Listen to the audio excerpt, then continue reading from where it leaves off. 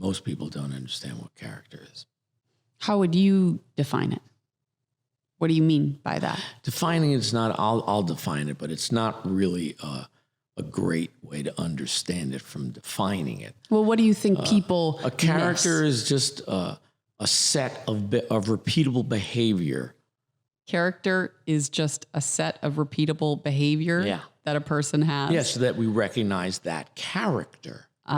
You recognize that character. You recognize that homeless person that you've seen 20 times in the street because they continue to repeat their behavior. I see now, what you're if that saying. homeless person gets rehabilitated and now is in a 3-piece suit and Gets now sober. is working for a corporation, you would not recognize that character even though it's because the they've same human changed. being. Right. Their set of repeatable behavior is new now. Oh, you kind of just blew my mind right now.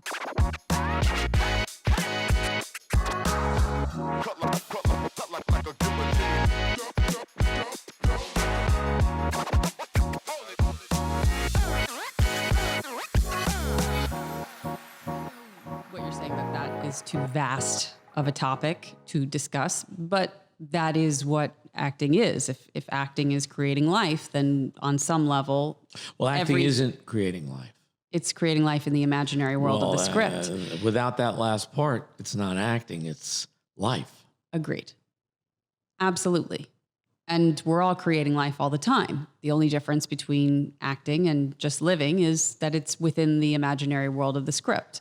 So you're saying that you're creating life when you're sleeping? Is that what you're saying? Yes, I'm sleeping. Yeah. I mean, my behavior is truthful. I am indeed sleeping. So you're creating life? You're always, when you're living, yeah, until you die.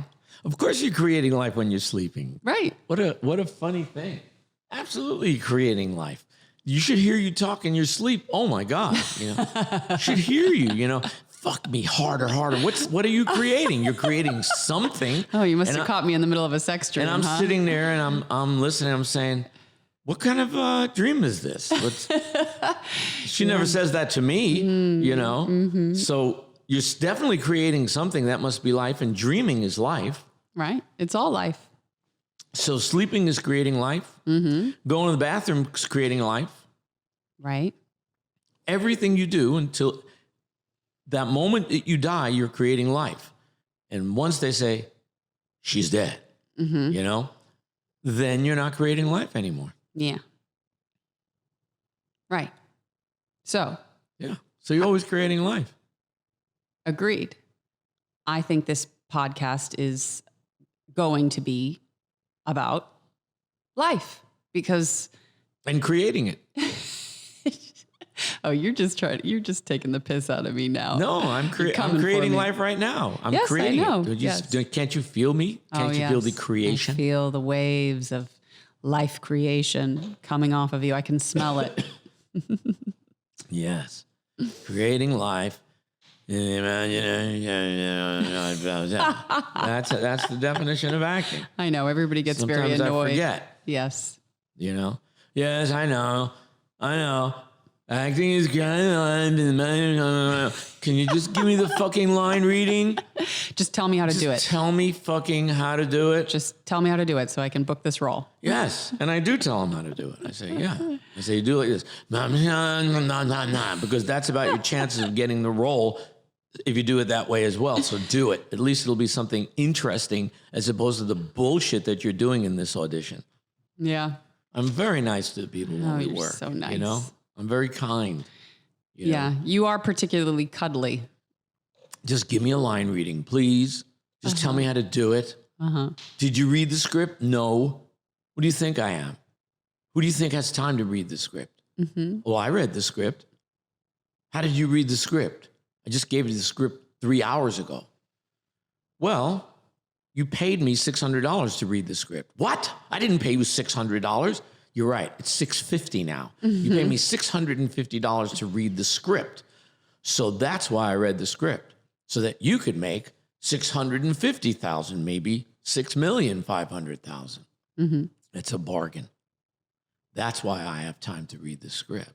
I know. But they didn't give me any script. They only gave me sides. They only gave me sides. Oh, okay. And then they gave you more than sides, didn't they? Didn't they give you a description of what the script is? A breakdown.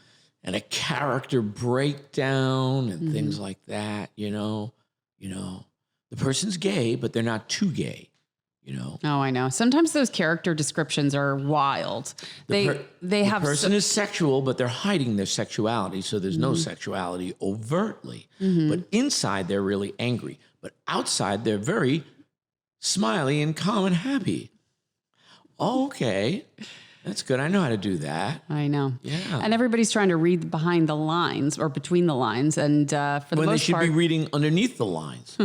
Why are you reading in between the lines when you should be reading underneath the lines? I know. What does underneath the lines mean? I don't know what it means. Someone told me to say that to you. You know? You should know what it means. Didn't you study acting? Actually, I didn't. That's why I came to you. Oh, I see. Well, that's a good point. So let me just give you line readings. You know? Yeah. First line is, how are you? Okay. Let me give you the first line here. How are you? I have a question for you, Aaron. How are you? Aaron, stop. Listen to me. You have been not listening to me. You are bad. You are not. Of course I keep trying to say something and then you keep... You mean I'm interrupting? Yes, you're interrupting me. How can I interrupt you if I never stop talking? That's a good question. See?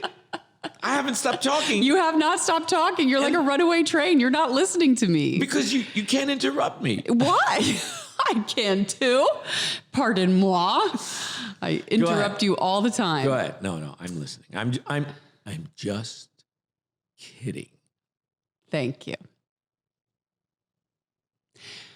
My question is, sometimes people get a breakdown and the character is so far beyond who they are. You mean like a nervous breakdown? They got a breakdown? No, the breakdown of the character. Oh, but most people don't know what a breakdown script. of a character is. Yeah, so the breakdown, with your audition, you get a breakdown of the character that says, as you said, this character is... you mean a breakdown, pardon to interrupt you.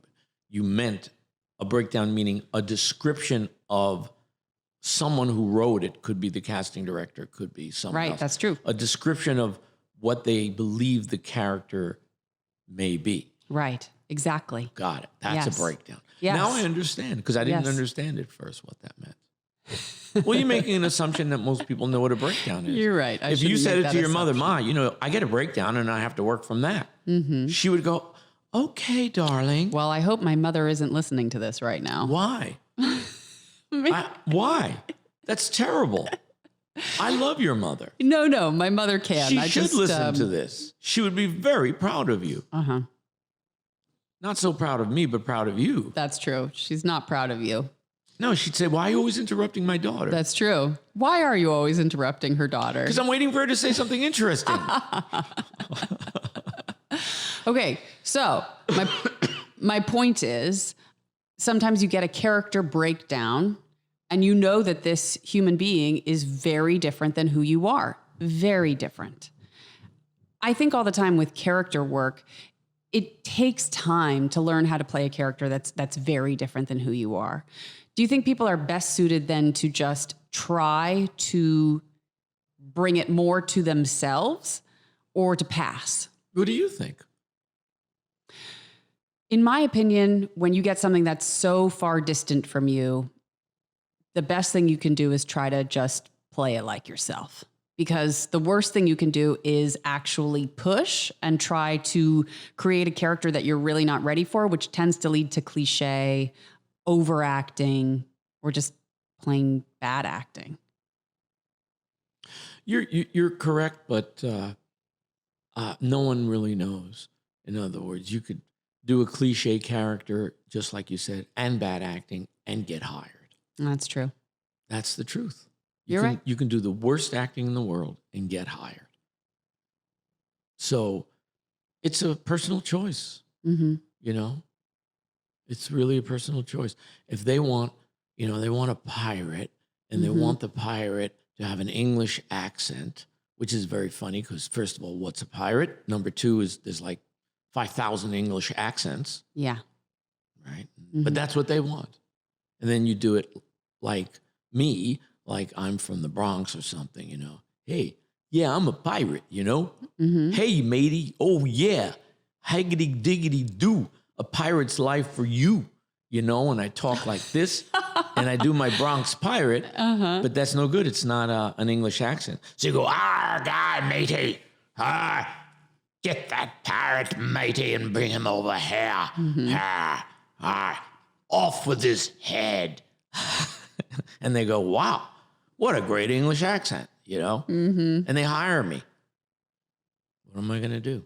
I guess you're going to do that bad English accent. Oh, I thought that was, hold on. Mark, was that it? Or that's Mark Survey Rodriguez, says, you know, survey says. Mark is like our partner, you know. That was a pretty damn good, wasn't that could you do an English accent if you I thought it was very please. convincing. It was a pirate English accent, right? If it was just English, it was horrible. No. It was a pirate English. Wait, hold on. I want to make this crystal clear. I me matey. Make 'em walk the plank. That's a pirate accent. That is a pirate No, I'm accent. not saying where the pirate is originally from, the origin in England, you know. But I watched, what is that thing? Peg Leg, you know, and they, you know, and from, you know, Johnny Depp. I watched. And Oh, yeah? Really? No, he didn't have a pirate. He had, you know, he had no accent. But the other guy who came back from the dead all He the did time. actually have an accent. Who? Johnny Depp. Oh, yes, I know. Oh, Right. okay. Some kind of accent. you know? Sure. Wasn't it based on Joe Perry? No, I thought it was Rolling based. Stones? Aerosmith? Joe Perry's is Aerosmith. Yeah, that's what I'm saying. No, it was based on Rolling Stones. Oh, okay. Yeah. It's just before your time. That's all. You know, way, way before your time. I just know it was either Aerosmith. Aerosmith is American. Oh, Rolling Stones. yeah, you're right. is I did know England. that. You're right. But they're kind of like very similar. Yes. They're American accent and English accent are very similar. Well, if you're doing it, then, you know, we won't have any confusion at all. That's the point. You say that's you think Americans know what an English accent does? Come on. Americans don't even know what happened a month ago. They don't know anything. They don't read or really do any studies and things like that. They don't know history. They don't even know that we were English. Yeah. They don't know that we were English. We all had English accents, Well, they except don't. for the Native Americans. Right. They don't know that Jesus was a Jew. Wow. They think No. Romans all speak with an English accent. How come? Oh, because of Gladiator. How Right. come All of the people in everyone Gladiator. thinks Romans speak with I know. ancient Romans, Yes. not current Italians? No, I know. Every movie that's set in the past, doesn't matter what part of the, you know, right, in The Last Duel, right? It's set in France, but they all have English accents. Well, how about this? All the Nazis, they all speak like this. So, you think the SS will not know where you are going? Okay, sit there, take this and stick them in your ears. Hans, stick them in her ears. She will tell us where her papers are. Right. That's how they think everyone talks. Right. You don't think that's how they think everyone talks? Yeah, I do. Everyone thinks, and then when they read a real Nazi, they find out like it's their wife, and that she got Nazi insignias in their closet, you know, with jack boots. Jack boots are big, I know it. You black. don't have to I know explain what you jack know. It's boots the are. audience. You know, the audience think they're boots that had the name Jack Yeah. on it. Jack boots, they're big black or brown boots. We were watching Romancing the Stone. There was, have you seen Romancing the Stone? Mark, do you not think Nazis all have these bad English accents with German? They're English accents with German accents put on top of them, right or wrong? I'm not sure. Because should do a Nazis poll. should talk like Germans and have subtitles. That's how Nazis You sound. meaning they should speak in German? Yes. Right. You should speak in German, right? That's what I Right. meant. Yes. Isn't that true? Could be true. There are other Nazis. There are Ukrainian Nazis. There are French Nazis. There are American Nazis. No one even knows that they were American Nazis. They filled the Madison Square Garden, sold it out before World War II. And This they is true. spoke English, American English. Yeah. What year did that happen, Mark? Can you look that up? Why? I want to know. How soon before the war? I'd say around I'm guessing 1939, maybe 1940. It was Madison Square Garden. There was a rally of Nazis, American Nazis, that were actually supportive of Adolf Hitler right before that was just the war. Tip of the iceberg.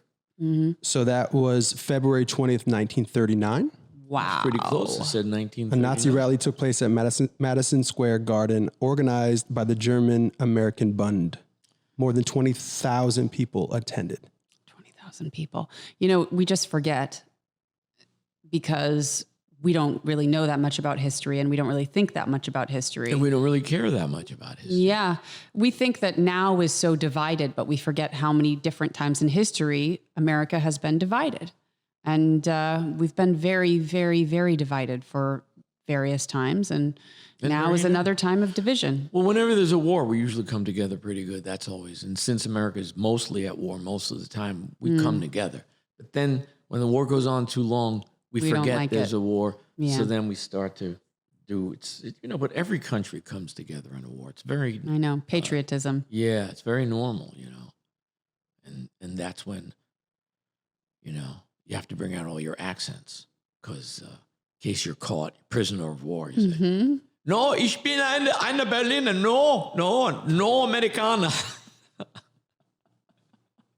Is that your best? You're going to do that? Well, when the Nazis catch me, I got to do something. Right. I can't let the Nazis know I'm Jewish, Right. Ich bin una Viking. Viking. Ja, Denmark. Ja, I like Danish. Yeah. Now add a little pirate to that. That's right. That's going to be hard. Arg, ich bin eine Berliner. Walking the planken. Oh my God. Oh, Aaron. What? You're an excitable young man. You really are. You always have been. I don't know what you're talking about. I'm talking about history. That's all I'm talking about. If I get caught, I have to disguise myself. Who's going to hide me? I know. That is. You know what who's going to hide me? This is a real thing. And I would say that I think a lot of Jewish people feel this way when they're when they're coming after us. Who will actually hide us? Yeah. Who are actually your allies? Who would actually hide you? Because most people would say, of course. What are you kidding? No, we can't hide you. If they catch you, they kill us too. That's what the beginning of Glorious Bastards. Glorious Bastards, Glorious right. Bastards was. He was hiding a family, and they all got killed. That's right. We are going to kill you anyway, so maybe you should tell us. So I was talking to a young woman this morning. We were doing some private work. It was just two women, and they're learning technique. And so this is, we've done a few sessions now, a lot. And I sort of just reached the point where we were talking about the pain of your character. What's your character's problem? What's your character's pain? And they had heard me say before, it's not fake pain. It's not in your brain. It's not intellectual. It's real. And luckily, humans, being human, always have pain. We always do. It's the nature of being human. We're just not conscious of it. And so we got towards the end of the session, and all of a sudden it was like a light bulb went on in this young woman's head. It was like because she got into real pain. She got real pain. And all of a sudden it was like, oh, I have to be in pain. It's not my character. I was like, no, it's you. And she was like, oh no. I saw in that moment, I was like, she might quit acting. Yeah. It's really, most people don't know what acting is. So when it happens, something happens, it's like, oh, I didn't know that's what it was. Yeah, right. I think people really think you fake it. You fake the pain. You sort of create a certain behavior that says, I'm in pain. They think that, oh, you can just manufacture tears or... Well, you can fake some of it. Some of it is faked. everything in acting, some of it is faked, you know, but Of you try to course. fake as little as possible. That's what you try to, but some of it has to be faked, you know. Right. If your arm was just chopped off, you know, Mm-hmm. you just chopped your arm off, you're trying to put a tourniquet on it. Mm-hmm. Well, you'd have to fake that pain. Oh, absolutely. Physical pain. Right. Well, no, emotional pain too. I mean, there's emotional pain that you might fake. Yes, but you Watching really, someone die, you might fake that. sure. Right. You might not necessarily, you know, when you cry, you don't really have to cry all the time. That's fake. Yes. When people cry, they cry, right? Right. But a lot of times actors cry and there are no tears. Yes. A lot of times. I That's understand, but you better still bring something real. Sure, something. But if someone doesn't understand that, then they're not an actor. Right. There's something else. Right. A beginner. Yeah. Well, I think that's my point. She is a beginner. And so for her in that moment to sort of recognize like, oh, I have to actually use my own pain. It's not just me saying lines in a way that's interesting. You don't have to use your own pain. Also, you can imagine it. But Mhm. if you imagine it, it's still pain. Well, that's what I'm saying. It is Yeah. still pain. It's still pain is pain if pain you is pain, imagine it, whether it's right. imagined pain based on the imaginary circumstances or You don't it's have to. You don't have to go back into your past or do that at all. no, But right. you can imagine it. But imagined pain is real pain. Mm-hmm. You have to experience like you have to take an acid trip. You know, you take an acid trip. And Mhm. You're on an acid trip. Sometimes it's a lot of fun, and then sometimes it's not a lot of fun. You see monsters and things trying to kill you, and you think everyone's trying to get paranoid. Mhm. Well, that's all imagined, Right. and then there's a lot of pain. Yeah. The difference is with any kind of a hallucinogenic, the part of your brain that tells you this isn't real is kind of turned off. So your imagination can really go wild. Well, the difference is that as an actor, you can stop and turn it off. That's what An I'm saying. hallucination, when you're Right. having an hallucination, you really can't turn it off. So it's not really functional. When the director says cut, you think they're talking about cutting you. Cut me. Right. No, don't cut me. No, I said cut. Yeah, don't cut me. Right. Well, it's No. why people shouldn't drink or be high or doing any No. drugs while they're acting. It's a bad idea. No. For some bad actors, though, it's good. They need to really Yeah. be high when they're acting. And maybe, you know, but no, it's a craft. It's like anything. You shouldn't be flying airplanes when you're on hallucinogens, you know. No. Oh my God, Rodan, dive. What's Rodan? Rodan's, Do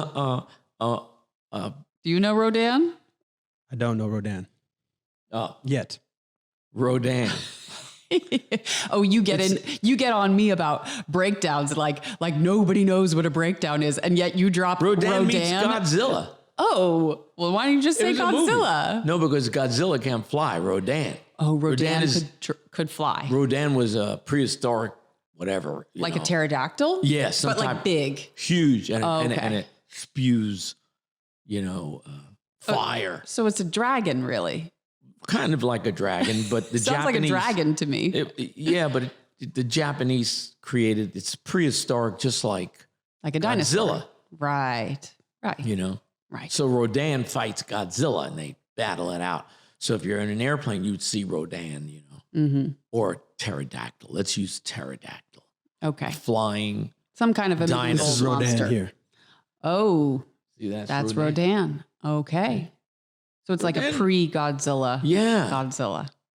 No, it was during Godzilla was first, then they brought out Rodan. Oh. You know, and then they had Godzilla fights Rodan. Okay. You know, and so if you're seeing Rodan when you're pilot of an airplane, Mm-hmm. it's bad. You know, it's bad because you're going to do evasive maneuvers. Unless Rodan is real and you have just stumbled on a prehistoric. Well, that's the danger because if you think Rodan is real, you're really taking excellent acid. Yeah. And you're in trouble, and everyone on the plane's in trouble. Yes, they are. That's true. As far as I know, the people have seen as many Rodins as they have Santa Claus. Mm-hmm. And if you see Santa Claus, you're in trouble too. Yeah. You know, you're in a plane and you see Santa Claus on a sled, you know, Mm-hmm. you're in trouble. Right. You're in big trouble. You should lie down. So I went to undergraduate. You know, I did 4 years of school, got a theater degree, a BA. And then I did another 3 years of an MFA, a Master of Fine Arts in Acting. And it taught me a lot of things. There were very valuable things that I learned during that time. I learned how to use my voice. I learned about objectives and actions, and I learned how to do those things. I really learned script breakdown beautifully. But what I missed was pain. It was sort of the missing piece of what I had studied. And so I remember when I came to study with you and we were talking and you said something like, well, what's this character's problem? And I said, well, I think it was Blade Runner. And I was like, well, her problem is she's a robot, but she doesn't know that she's a robot. Right. And you were like, great. How's that going to work out for you? Meaning, how are you going to play that? Meaning, you don't have any pain. That's not truthful for you. And you're obviously not imagining it because nothing's happening. It was just, you know, I knew how to do the lines in a cool way, but I couldn't connect to this character's problem. And so then you said something to me along the lines of, I wonder what it's like to be a beautiful woman and only be valued for the way that you look. And then it was like, oh, light bulb. I understood suddenly that this human being was valued for one thing only, her service. And then it was like, boom, boom, boom, light bulbs, explosions, fireworks, because I understood suddenly it could be my pain, that I knew what it was like to be only desired for one particular thing and not for the totality of what I was. And so then it was like from that point on, I really deeply understood how to apply this idea to my work, this concept. Yeah, it's a very common problem in most societies. What?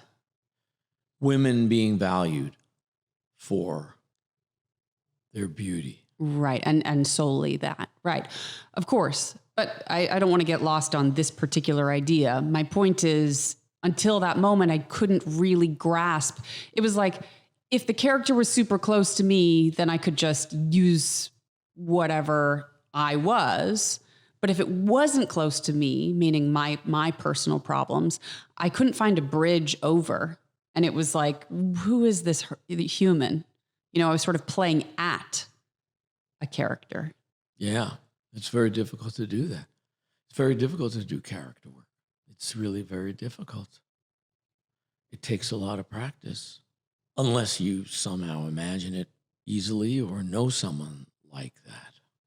And connecting the dots, understanding that I didn't have to experience what she was experiencing to know that pain. The human condition is pain. You don't need to imagine a character's pain. It has no meaning, really. Every human has pain. So whether it's a character or you both have pain. It's a deeper issue than pain. It's understanding what character is. Most people don't understand what character is. How would you define it? What do you mean by that? Defining it's not, I'll define it, but it's not really a great way to understand it from defining it. Well, what do you think people A character miss? is just a set of repeatable behavior. Character is just a set of repeatable behavior that a person has? Yes, so that we recognize that character. You recognize that character. You recognize that homeless person that you've seen 20 times in the street because they continue to repeat their behavior. I see Now, what if you're that saying. homeless person gets rehabilitated, and now is in a 3-piece suit, and Gets now is sober. working for a corporation, Right. you would not recognize that character, even though it's Because the they've same changed. human being. Right. Their set of repeatable behavior is new now. Oh, you kind of just blew my mind right now. That's yes, I do. I get it. That's So- why when people change, So if right? you see you, right, you, Right. and you go into the military, right, and you right. become a military person in whatever, in the Navy, and they cut all your hair off, and you're wearing a uniform, Right. and your posture is better because they've trained your posture, you know, I'm always conscious of my posture. Yes, go ahead. but they've trained it. Yes, of course. So right. now it's all different, Right. you know. Right. And you don't smile as much because you're not trying to please people as much, Right. It's true. you know. Yeah. And you speak military jargon and you salute Right. And I You learned stand tall. hand-to-hand combat. and you walk and you have a gun on your side that's open and gun, the way you walk. Well, it's a set now of repeatable behavior. But it's still you. But it's now a new you because the repeatable behavior you had before you were a soldier. a soldier is now a different repeatable behavior Right. and your voice might even be different because they taught you how to speak deeper. Deeper than this. You had a little voice like this when you spoke. Right. I don't know. Yeah. You spoke like this. Yeah. And then you go into the Navy and they smack you around and they rough you up. Yeah, and, they take you through yeah. basic training. And They then brainwash you and then essentially. and you hear the drill instructor and you go, yes, sir. Yes, sir. Yes, sir. And then you walk out and you go, can I have a bottle of milk? You know, because, you know, they do have bottles nowadays. They're going to have a bottle. Can I? And then your friend goes, what? Wait, your voice changed. Oh, I can still talk like this, but I don't do it anymore. No, I talk like this, motherfucker. Okay. You have a new set of repeatable, because how you speak Right. is repeatable behavior. Right. How you sit, how you speak, everything. Yeah, I understand. It's repeatable behavior. Yes. So people wouldn't recognize you. They say, oh my God. You've changed. You've changed. I don't recognize you because they recognized your repeatable behavior. Right. Your hair was always this way, you know. No, I know. And we'll even say about people, you know, like, oh, you know, this person, you know, Rebecca, she's always doing this thing because that's part of this person's character. But if Rebecca walks and she says, I'm so sick. And we look at Rebecca and go, oh my God, you look sick because that's a new set Right. of behavior, Right. which we now add to our memories of Rebecca's And we say, repeatable behavior. right. And we even say, you don't seem like yourself. It's exactly what we say. Right. Because yourself is the repeatable behavior that we're used to seeing. Now we see a new set of behavior, which we store in our memories as Rebecca is sick behavior or Rebecca is drunk behavior. Right. Now, Mark's case, he's drunk all the time. So when he stops drinking, then we go, oh my God, it's a new set of Mark behavior. Mark is sober. Never saw him that way. Disclaimer, Mark does not drink like that at that all. make sense, He's not Mark? drunk all the time. Right? If we saw you, if we saw you drunk, we'd have a new set of behaviors. So we would add it to our memory banks of Mark drunk behavior. That's true. Right. You're right. So that's why when we see people and something is very different, we usually try to find out what's different. Right. What's going on? And then they tell us, oh, I've got a stomach flu or something, whatever that is. Right. So Because we have a memory bank of what this person's typical behavior is. right, Yeah. repeatable. Yeah, I get it.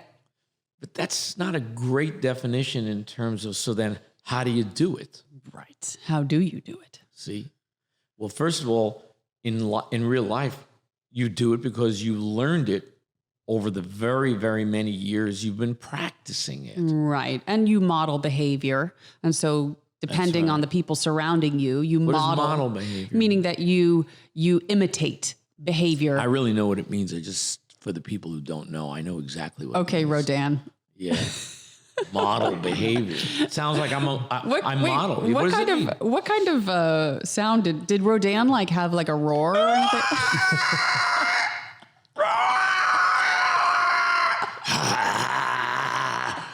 So Rodan was a pirate as well.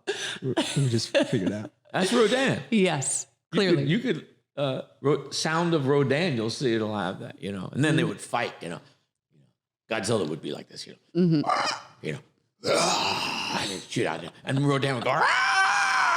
Oh wait, and King Kong would go. Wait, Rodan and Godzilla fought? They were in the same movie? Yeah. Oh. Just like King Kong and right, Godzilla. Kong versus Godzilla. Right. I didn't realize that. Yeah. My depth of knowledge on monster movies is limited, I will admit. So the new Godzilla has a new set of behavior that the old one didn't have. Right. See? So the guy inside the Godzilla suit, which they don't have anymore. No, it's all CGI. They used to have guys inside the Godzilla suit. Rarely women. So sexist. Well, I just want to make sure you know that I'm not being sexist. It's not me. It's okay. I mean, think about how it's totally sexist. They could have put a woman inside Godzilla's costume. They just didn't want to give her the work. They figured she couldn't do it. How would they hide her enormous breasts? Yes. The image of Godzilla with breasts is actually kind of it. Female Godzilla fights male Godzilla. Yeah, why not? It could happen. Equal representation for all. Where's so if you're female gonna do Godzilla? Character, you see, you go right off the it's me, point. right. I can't believe you can't me. stay on point, So if you do character, yes, you have to take what you have yourself so that you don't have to repeat that because you have your behavior is already there. So you don't have to change anything of that. Yeah. And then maybe tone that down a little. Right. Or add certain aspects that you don't have. Tone up things that you do have. Right. Okay. Maybe you don't use a lot, but maybe you have. Right. Yeah. I get what you're saying. You have to tone it up based on observation and practice. So right. You're toning down things you leave things alone of yourself that are the same, pretty much. And then you add or emphasize things, and then there might be brand new things skills that you need to learn, right? Like riding a horse, right? You might have to practice riding a horse. Now they'll get an expert horse rider if they need to have that horse go really, really fast, but they'll have the double or of the course. stuntman riding it, and then when they go to your close up, they'll have your close up, but you won't be riding that fast. Or you'll stop the horse and dismount. Oh, so much of that is stunt. It's being done by stunt people. And then you have the behavior of what's it like to get used to walking in certain boots, and costume helps, and beards, and teeth, and fake teeth, and prosthetics, and things, all these things. But generally, you're hired to play pretty close to yourself. Right. And if you can't do the accent, you don't get hired. If you're a star and you can't do the accent, then they'll hire a voice coach. Not going to play a pirate anytime soon? I never got cast as a pirate. I never understood why. It's coming for you. I always got cast as this Jewish guy from the Bronx. How weird. And I never understood why. I went to school and I learned all these accents, and I learned how to do Shakespeare and worked on Shakespeare and rounded tones. You learned your rounded tones. They weren't round enough, I can tell you that. And then when I got out of school, they only hired me basically to be myself. Yeah, a version of myself. I know. What about these people that do have thick accents that are, say they move to LA or New York or wherever they're playing, or the people you've worked with that come to LA and they're like, okay, I'm going to start auditioning. They only have one thing they can do. Or even with your accent, you worked on your accent when you first came to LA, right? Yeah. I actually got rid of my accent, but then once I quit acting, I started to allow my normal accent to come back. Or your original accent. My original accent, yeah. Yeah. So your question is, what do they do when they come to town with an accent, Mark? Correct. Yes. There's a number of things. First of all, they do hire people with accents. Rarely, but they do hire them with accents. Well, it depends on what it is. Of course, if the accent is appropriate for the character, then it's perfect. It's but perfect. say you have a very thick New York accent and the character is supposed to be sort of a middle America housewife. Well, then you either take it, unless you can do accents, unless you can change your accent, which many people can do. They're capable of doing that. If you cannot do that, then you have to audition with your accent. To fake an accent really is funny and sounds very funny. So you use your own accent and you hope that they're willing to change the character for you. Right. That's all you can do. And I think the other big thing is people that come from other countries, English is their second or third or fourth language. You know, some people speak 5 languages and English is just one of many. It's not their first though.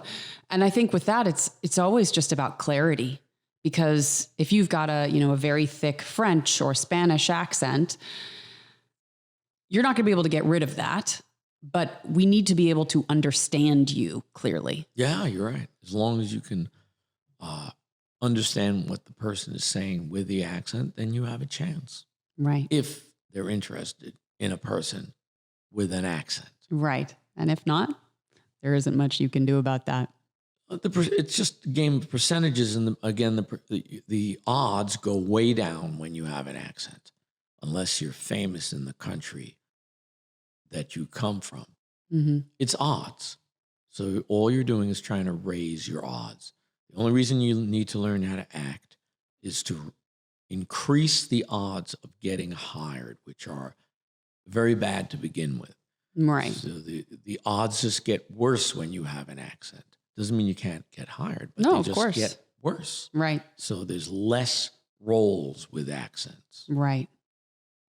Sofia Vergara keeps getting hired.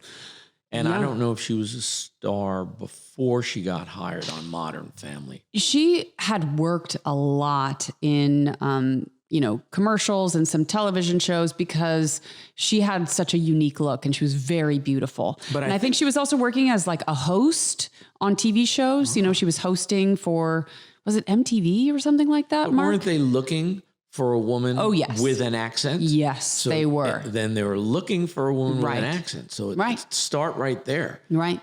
So already that's who she is. Right. A woman with an accent. Right. And she's been on TV or she's been doing something. So she becomes one of a small group. Right. Probably 100, maybe less, who have even a chance for the role. Right. So if you're an American and then you try to do a Spanish accent, which could happen. Sure. You better do it really, really well. Yeah. Didn't they, I remember you mentioning that Jennifer Lopez at the beginning of her career was competing for roles that were Rosie Perez's roles, meaning that Rosie was booking at that point in time. Yeah. And Rosie has a very thick Puerto Rican New York accent, right? Yeah. Less so now. Sure, but of in course. the beginning, less so now. Yeah. Yeah. And I wonder if she even played that up on the basis of, I don't know. We'd have to Only ask. Rosie would know. Right. But Jennifer wouldn't do that accent. Right. She wouldn't do that. Right. Then she would be mimicking Rosie. She didn't want to mimic Rosie. Rosie was already a known entity in our business. Oh, yeah. So Jennifer just used her own voice. Which worked out rather well for her. It worked out good for her, I think. And she's capable now of softening her accent or doing different. She did a very heavy accent on a movie called El Cantante. That's right. She did some excellent, exceptional work she did on that. She played Hector Lavoe's wife. Right. I think her name was Poochie. And that was her nickname. No, Poochie. I know. Her name was Poochie. And a lot of people didn't see that movie, but it was really a very good movie. Her work was actually exceptionally good. It was so unique and special. But in those days, it wasn't a hit movie, even though it was very interesting. Very interesting movie. The opening 15 minutes of that movie was fantastic. And so she accentuated her accent, right? Because wasn't Poochie was meant to be Puerto Rican, New York, right? Or was she had the craziest accent. Oh, she had she had an actual person to work off of. We had the tapes. We had hours and hours of Poochie doing tapes. Oh, that's great. And I'm not sure if Jennifer met her, if she was still alive. I don't remember. But we had the actual tapes. Right. So we could hear her accent perfectly. So we didn't do an exact impersonation of her accent because it's not necessary. Poochie wasn't famous. Hector Lavoe was famous, but not Poochie. And we had to age Jennifer. Jennifer aged from a beautiful young 16-year-old girl to this really troubled, I believe she was 46, maybe 50. I can't remember the exact date when she did these tapes. Yeah. So the tapes that we had, she actually did those tapes as herself, as Poochie. Meaning. Oh, wow. So it wasn't Poochie doing the tapes. It was her put in the movie. Yeah. You know, it was a spectacular piece of work that she did. But because it wasn't a big hit movie, most people never even heard of it. Yeah. But it was brilliant. And Mark Anthony, who played Hector. Yeah, Mark Anthony played Hector Lavoe. He was spectacular as Hector early in his life. It was amazing, and he sang all the songs. Mark sort of has a similar vocal quality to Hector Lavoe, doesn't he? I mean, that was why it was a good fit. He does, but no, Mark has his own. He's unique. He has his own. So he also made adjustments. Right. He did, and he actually used some of the people who played for Hector because they recorded all the music originally. It was original, Yeah. But the aging of Hector was difficult for Mark. Yeah. He aged. He gained like 40 pounds, but Mark didn't do that. But right. It's not really that necessary because, again, most people didn't know Hector that well to know how he aged. So, and he really had a tragic end of life. Right. Well, biopics generally are tragic. Yeah. They don't make movies about people who have great happy endings, generally speaking. Hector was a drug addict, and I think he got AIDS, and it was rough. But he was a brilliant artist. And the movie is worth seeing. Yeah. Just to hear Mark singing. Well, and you worked with both of them on that, didn't you? I worked with both of them. Yeah, that's... And to see Jennifer's acting in that, which was spectacular. But most people don't, but even if a picture is well known, that was, I think, 20 years ago, I believe. Yeah, I think it came out in early 2000s. So Mark Anthony had a connection to Hector Lavoe long before he was tapped to portray the salsa legend in the new movie. So Lavoe rose to fame during the 1970s while Anthony was growing up in New York City. And Anthony, who went on to become the greatest salsa singer of his generation, released his first album in January of 1993. 6 months later, Hector Lavoe was dead. Oh, wow. The coincidence had never dawned on Anthony until he was suggested to him in a question during an interview later on. But you want to know when the movie came out? Yeah, when did the movie come out? Let's see. El Cantante. El Cantante came out in 2006. Yeah. See? Wow. 2006. So it's actually 16 years ago. Yeah. And it wasn't, most people haven't seen movies 16 years ago. They don't, even if they're big movies. Well, I think that's the thing about biopics is people see them if they have a connection to the person. That's right. Right. And so unless you know Hector Lavoe, you're not necessarily going to be like, oh, I got to watch that movie, So it probably played well in the Latin community. Oh, Hector Lavoe is legendary. Right. Just as Mark is legendary. But not everyone knows Mark unless you're in the Latin community. Just like Mark is the Hector Lavoe of his time. Right. if that means anything, but that's how huge Mark is. Of course. Mark crossed over also into Pop music. and English, whereas Hector really didn't really. He stayed in the over. Spanish. Yeah. But he was legendary in that world. Mm-hmm. And I think it's interesting what you said because about character, right? The thing that you said about character, that it's really a series of repeatable behaviors, because what it means is if you can really commit and understand a set of repeatable behaviors. Yeah, set usually meanings, group. Right. A group of repeatable behaviors. Well, most people don't think of themselves as characters, yet everybody is a character. Oh, absolutely. Even twins, if you meet twins, initially you think, well, they're the same, Well, my little sisters are identical twins, and they are very difficult to tell. But then once you hang out with them, you start to see their behavior is different. It is There's entirely a lot of different. similarities. Yes. But there's certainly clearly not you. Right. And that you can see that you're their sister. But then once you hang out with them, you start to see the subtleties of their set of repeatable behavior. Yes. Wow. And that's even when you're talking about people who had a very similar, the same upbringing, essentially, right? That is, you're right. Yeah. The behavior that represents, their internal life based on what drives them. Usually when teenagers hang out with usually the behavior starts changing in high school, because they stop hanging around their family as much and start hanging around their friends. Right. And then their friends, they start picking up, or as you called, modeling. Yes. They start picking up the behavior of their friends. Right. And all of a sudden, your daughter, who was like an angel 12 months ago, is now like, what, Mom? Well, she has a piercing in her nose, right? A and pierced in her ears, septum, and a piercing in her lip. Yes, she shaved her head on one side. Right.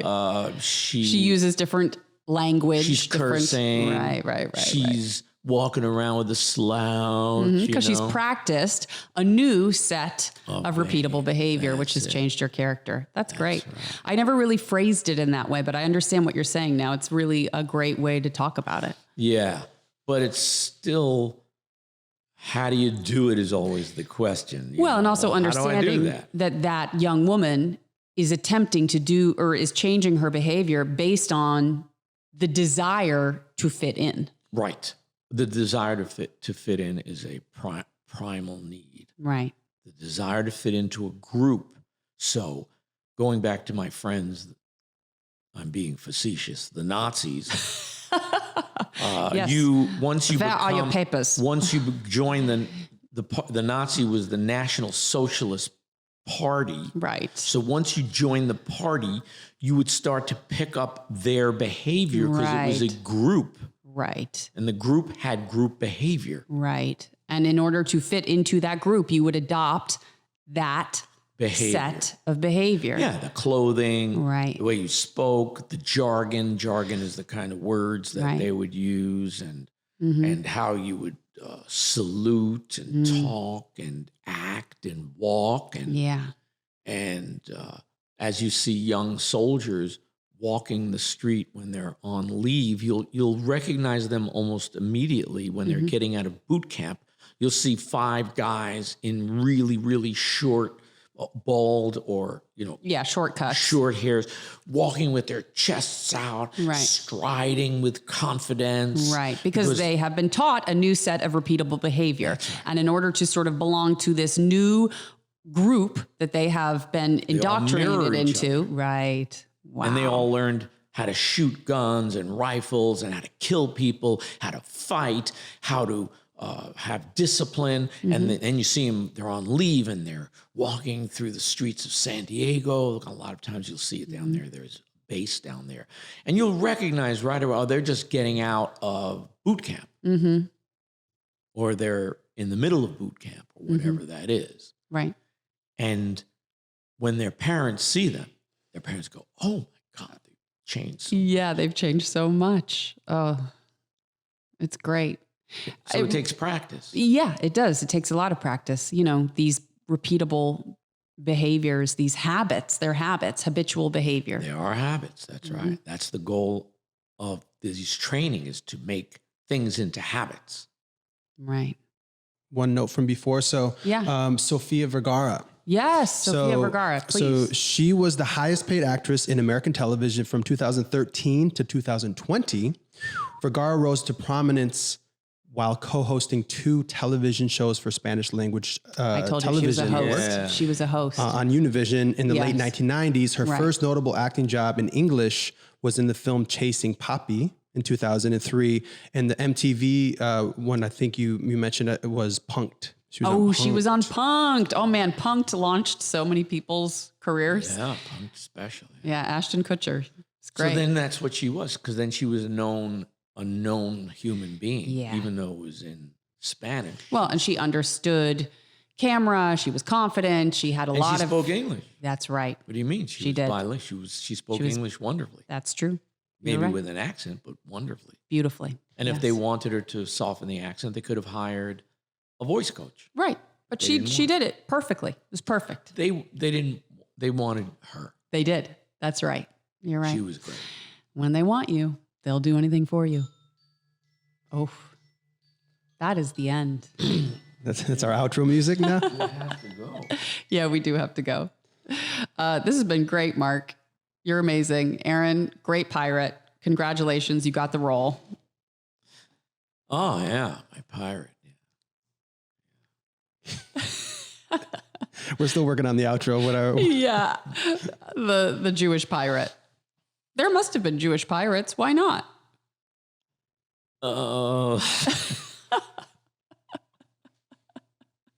Okay.